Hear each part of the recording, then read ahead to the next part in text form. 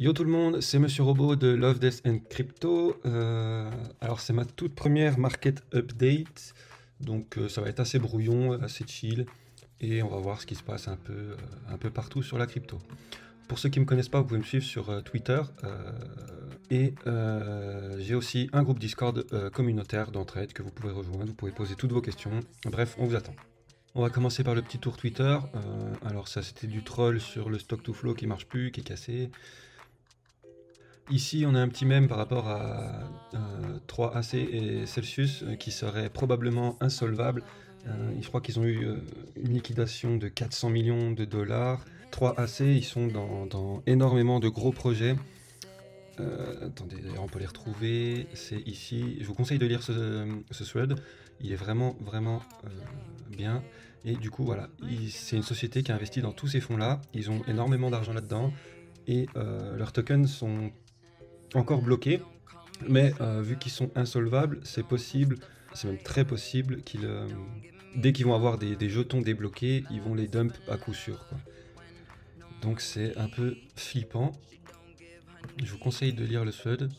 Ensuite, on avait Circle qui va lancer un stablecoin adossé à l'euro. Et puis c'est à peu près tout. Ouais, on a toujours des whales qui envoient des bitcoins sur les exchanges. Donc ça, c'est pas pour faire de la dinette, hein, c'est pour les vendre, je suppose. On peut voir s'il y en a eu dernièrement. Voilà, on en a encore eu un ici à 30 minutes de 2000 BTC envoyé d'un wallet sur Bitstamp. Donc c'est vrai, c'est pas pour rien. Et ça m'étonne qu'ils vendent en fait dans ces zones de prix là, c'est un peu étrange. Ou alors même les gros commencent à capituler. On en a un de 5000 ici, 2000 encore ici. Bref. Alors, Scalpex Index, on est toujours dans l'extrême fear, hein, donc c'est généralement des bons moments pour commencer à investir ou à faire un DCA, comme on peut le voir sur les précédents cycles, hein. Après, quand on commence à être dans l'extrême fear, ça ne veut pas dire qu'on ne peut pas descendre plus bas, hein. Regardez ici, ça a commencé là, et on est descendu de plus de 1000 dollars, donc on est passé de 4003 à 3002. Ici, on était à 8000, on est allé jusqu'aux 5000. Donc voilà, on peut encore prendre des moins 30, des moins 40%. Nous, on avait commencé à peu près à 35 000. Là, c'est de plus en plus violent. On est à 22 000. Mais il n'y a rien qui nous dit qu'on ne peut pas aller justement plus bas. 15, 10, on n'en sait rien. Ce qui est sûr, par contre, c'est que c'est une bonne zone de localisation. On va voir tout ça sur les charts après. C'est une bonne zone de localisation pour commencer un DCA, un dollar cost averaging. Ce qui signifie de lisser votre prix d'entrée pour un investissement long terme. Et l'investissement long terme, qu'est-ce que c'est? C'est le meilleur moyen de gagner de l'argent. Allez, on va passer sur le graphe weekly d'abord pour avoir une vue d'ensemble déjà, une vue long terme. Alors, qu'est-ce qu'on a? Je vous ai mis l'ATH de 2017, je vous ai mis l'ATH de 2019 et un FIBO du crash Covid au top 2021. Donc moi, les zones que je regarde, surtout, c'est justement de l'ATH 2017 jusque 0,886 de FIBO. Je pense qu'on va venir se garer dans cette zone, qu'on va poser un bottom long terme dans cette zone pour ensuite repartir potentiellement sur un prochain run. Alors pourquoi je pense ça? Déjà, il faut prendre en compte le contexte économique. On est en pleine crise, il y a des crashs de partout sur le S&P 500, le Nasdaq, etc. Et on a des taux d'inflation US et européens qui sont énormes. Quand l'économie, la macroéconomie, elle pue la mort comme ça, les gens qui ont les gros fonds d'investissement qui ont des millions, des milliards à investir, ils vont se protéger, ils vont chercher à se couvrir dans ces périodes d'incertitude et de peur. Les cryptos, c'est quoi? Les cryptos, c'est des risk on. C'est un marché très volatile, c'est un marché qui n'est pas encore mature, et du coup, on le classe dans la catégorie risk on. Et quand vous avez plusieurs millions à gérer ou à investir, vous n'allez pas placer ces millions sur des marchés à risque quand l'économie, elle sent mauvais. Au contraire, vous allez justement en sortir pour aller sur des marchés moins risqués, ce qu'on appelle des risk off. Donc là, qu'est-ce qui se passe? Les marchés crypto, c'est des risk on. Donc ici, on a les gros fonds qui se dérisquent, qui sortent du marché pour se protéger justement dans cette période d'incertitude et de peur. Et où est-ce qu'ils vont? Ils vont sur des trucs comme le dollar, qui lui est un risk-off. Et c'est pour ça qu'on observe ceci. Le temps que la situation économique se stabilise, se calme et reprenne une belle couleur pour la suite.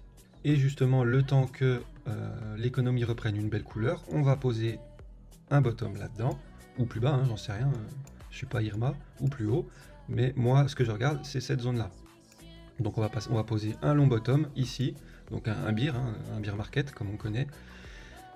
Et justement, quand l'économie en général commencera à reprendre de la couleur, qu'on aura posé un bottom sur les risk-on, les gros fonds, ils vont commencer à re-rentrer dans les risques on, à sortir des risques off et à prendre des expositions sur les assets à risque.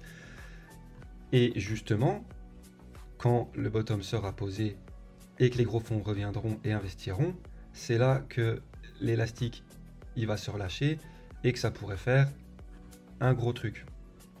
Bref, je pense que vous avez compris que là, ils retirent toute leur liquidité pour faire des réserves pour le jour où justement il y aura le signal que tout va bien et qu'ils peuvent revenir s'exposer. Et à ce moment-là, justement, ça risque d'être fort et de péter fort. Donc il faut surveiller la macroéconomie, il faut surveiller les taux d'inflation US et comment le marché global et mondial se comporte. Allez, on va passer sur la vue daily. Hop, voilà. Alors j'ai vu sur les réseaux, sur TikTok, Twitter, tout ça, énormément de personnes qui attendaient la MA200 là en orange. Et je pensais sincèrement qu'on allait passer en dessous, donc c'est ce qu'on a fait. Pourquoi? Parce que si tous les retail, tout le monde attend justement une certaine zone pour acheter, cette zone elle va évidemment se faire rect. On peut pas nourrir tout le monde et voilà. Et du coup, voir que tout le monde attend une certaine zone pour justement all-in, ça ne démontre pas un sentiment de capitulation. Donc au contraire, justement, le prix va aller chercher la zone que tout le monde attend, tout le monde va all-in, et on va aller dessous, histoire de bien recte tout le monde, et de créer une réelle capitulation, et de faire pleurer un maximum de monde. Donc là, on est sous la MA, on n'a pas corrigé depuis, donc il y a moyen qu'on fasse un petit rebond, pour donner beaucoup d'espoir à tout le monde, et ensuite redescendre pour qu'ils chient tous dans leur phoque. Donc là, on travaille la TH de 2017, on flirte avec, mais moi ce que j'attends et je regarde, c'est qu'on passe dessous, qu'on fasse peur à tout le monde et qu'on construise quelque chose là-dedans. Donc voilà pour la vue daily, il n'y a pas énormément de choses à dire. On va aller sur le court terme pour voir ce qui se passe. On a un petit canal descendant ici, ou alors on peut voir une zone de range avec une borne haute ici et une borne basse ici. On a donc les points de liquidité bas sud juste ici et les points de liquidité nord ici et ici. À vous d'interpréter ça comme vous voulez.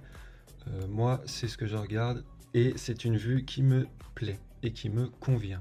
Donc voilà, pas grand chose à dire, hein. On va peut-être installer un range justement, donc avec les zones de points hauts et de points bas que j'avais tracé, que je vous ai montré, ou alors peut-être un range un peu descendant comme ça dans ce canal, le temps de refaire le plein de liquidité et de rect un peu plus de monde.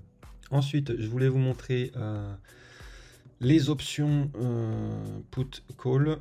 Donc c'est l'expiration du 24, c'est le contrat du 24 juin.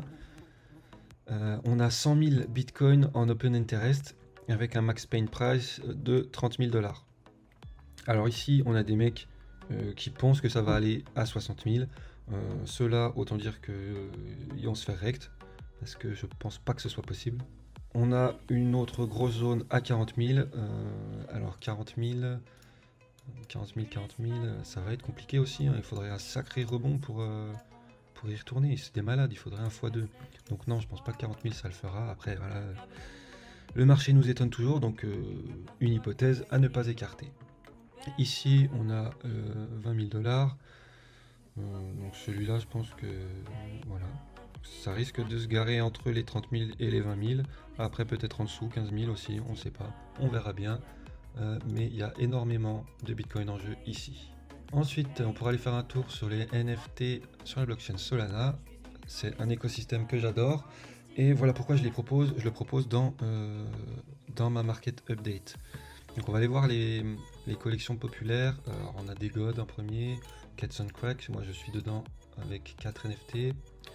Le marché des NFT il a pris un gros coup, hein. L'engagement a pris un gros coup. Les flips à jouer sur les nouvelles collections, ça devient beaucoup plus dur. Donc des gods il se maintient bien, en plus 313. Hop. Cats and Crack, ils se maintiennent bien aussi. On avait eu Primate, je crois, Primate qui a fait un sacré pump. Voilà, il a 14 sols alors qu'il n'y a pas si longtemps. Donc il a launch. Il a launch le 14, je crois. Et voilà, c'était aux alentours des 2 Solana. Donc là, il y a un x5, x6 depuis le 13-14 en fait. Donc ce projet a l'air de faire pas mal de bruit. C'est sympa à voir. Un peu d'engagement. On a Tripping Up, lui qui a pris sa claque depuis ses 40 sols, qui se stabilise aux alentours de 20 sols. Et voilà, pas grand chose de plus à dire. Ok Beer qui se stabilise toujours autour des 100 sols. Sinon, des collections que moi j'attends pour faire un potentiel flip, c'est un Dig & Sweeper qui fait beaucoup de bruit et leur Discord est vraiment chaud bouillant. Donc pour l'instant il n'y a que 45K abonnés sur Twitter. Les sneak peeks sont vraiment très très beaux, j'adore. J'avais quoi d'autre, Shizuoka aussi, j'ai ma whitelist là-bas. Hop, et je trouve les sneak peeks vraiment très très beaux aussi. On en a un ici. On a 150 000 abonnés sur le compte Twitter. Et on a pas mal de réactions sous les posts. C'est pas incroyable non plus, donc ça doit être 90% de votes là-dedans. Mais il y a moyen de jouer un coup. Et pour finir, j'avais Oak Paradise qui avait 220 000 abonnés. Beaucoup de bots, énormément de bots aussi. On peut le voir au taux de réaction sous les posts, hein. Voilà, il n'y a aucun engagement. Donc celui-là, je pense que ça va être un peu mort. Là c'est normal, il y a une waitlist à gagner. Mais voilà, c'est pas énorme. À surveiller quand même. Moi j'ai ma waitlist, donc je m'en fous. Je verrai ça le jour du might.